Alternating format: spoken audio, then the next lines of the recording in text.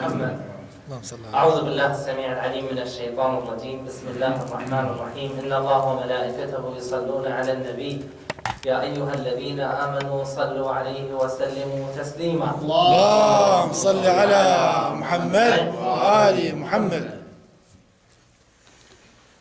أشهد أن لا إله إلا الله وحده لا شريك له إلها واحدا أحدا فردا صمدا لم يتخذ صاحبة ولا ولدا ولم يكن له شريك في الملك ولم يكن له ولي من الذل وكبره تكبيرا. سبحان الله والحمد لله ولا إله إلا الله والله أكبر ولله الحمد.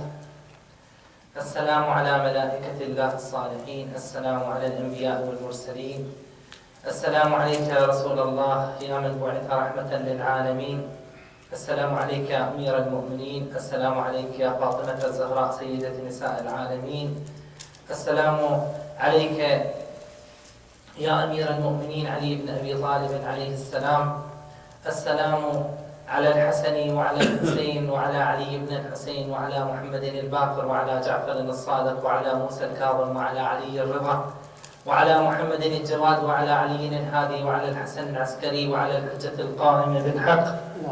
اللهم عجل فرجه الشريف وسهل مخرجه واجعلنا من أنصاره وأعوانه واللائبين تحت لوائه والذابين عنه والمستشهدين بين يديه. اللهم صل على محمد وآل محمد وعجل فرجهم وعجل فرجنا بهم واحشرنا معه. نواصل حديثنا في تفسير سورة البقرة ووصلنا إلى الآيات. أعوذ بالله السميع العليم من الشيطان الرجيم. بسم الله الرحمن الرحيم.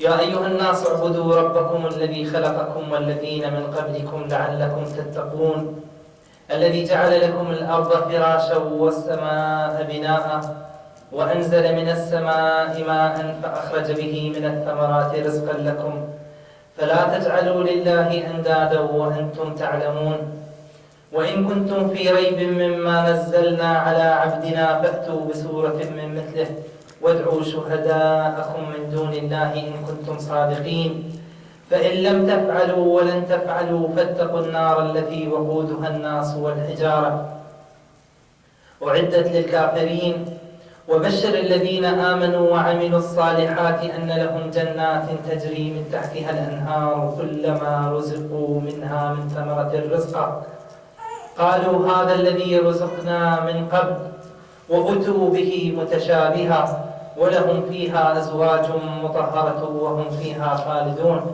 صدق الله العلي العظيم وصدق رسوله الكريم وصلى الله وسلم على نبينا وسيدنا محمد وآله الطيبين الطاهرين. اللهم صل على محمد وآل محمد. بعد أن انتهى الله سبحانه وتعالى من تقسيم الناس إلى ثلاثة طوائف: المتقون والكافرون والمنافقون، وبين لنا أن المتقين هم على هدى وأن القرآن على هدى، وبين لنا الكافرين أنهم على ضلال، وبين لنا أن هنالك فرقة ثالثة هي فرقة المنافقين لا إلى هؤلاء ولا إلى هؤلاء. أنا شخصيا كنت أتصور أن المنافقين هم أقرب للكفر، ولكن قرأت آيات قرآنية تبين أنهم حتى من الكفر بعيدون. هم لا إلى هؤلاء ولا إلى هؤلاء، متذبذبون، حتى عندما يوعدون الكفار لا يوفون بوعدهم للكفار. آية قرآنية الآن ليست على ذهني ولكنها تبين هذا الموقف، أن المنافقين يتبرؤون حتى من الكفار. هؤلاء ربما إذا نريد أن نسلط عليهم الضوء في الدراسات الحديثة فهم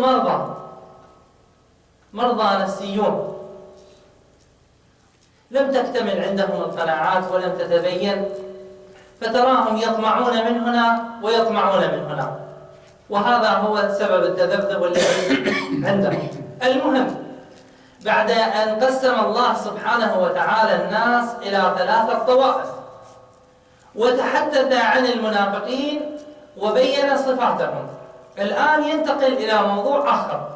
هذا الموضوع يريد أن يقول للناس: أنا خالقكم وإلهكم وخالق السماوات والأرض، وأنا الذي بعثت لكم كتابا بيدي هذا الرجل الأمي،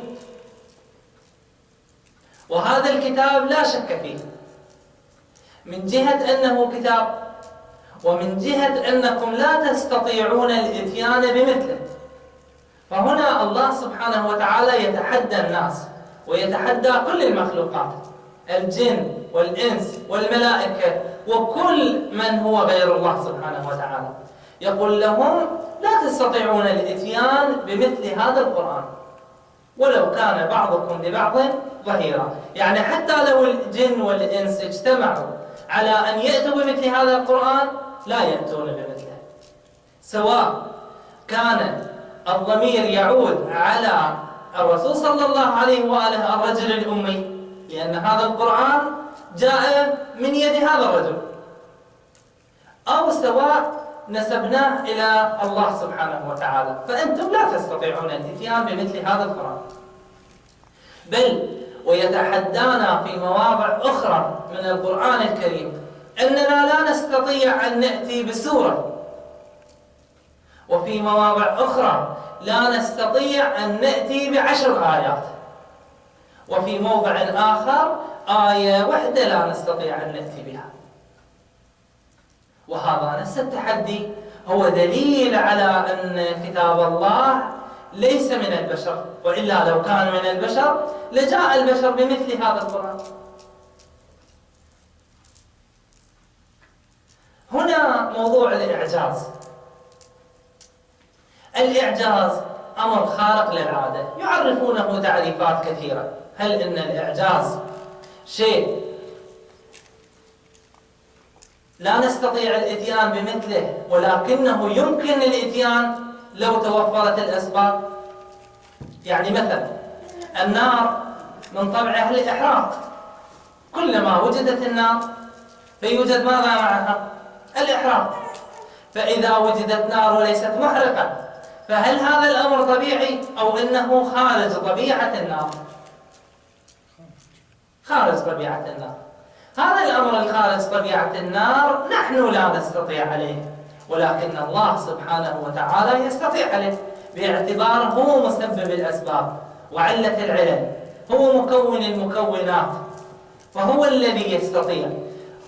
هنالك قدرة على جعل النار لا تحرق، ولكن هل نستطيع نحن الإتيان بها؟ لا، نحن لا نستطيع. فالله سبحانه وتعالى فعلها كما في حادثة النبي إبراهيم عليه السلام، عندما ألقيت النار هي بقية نار ولكنها غير محرقة. هذا يسمى أمر خارق للعادة. القرآن الكريم لو توفرت لنا الأسباب لاستطعنا أن نأتي بمثله، لكن بما أنه الأسباب غير موجودة فهو أمر خارق للعادة بالنسبة لنا. الله سبحانه وتعالى يستطيع الإتيان بمثله، لكن هل نستطيع نحن الإتيان بمثله؟ لا. هنالك من أشكل أنكم تقولون نحن لا نستطيع الإتيان بمثله. هذا التحدي غير معقول. لماذا؟ يقول لأنه لو جئنا بكلمات مشابهة تقولون هذا ليس قرآن، لو جئنا بكلمات مطابقة تقولون هذا من القرآن، فماذا نفعل؟ بالتالي لا يكون تحدي هنالك. الجواب لا.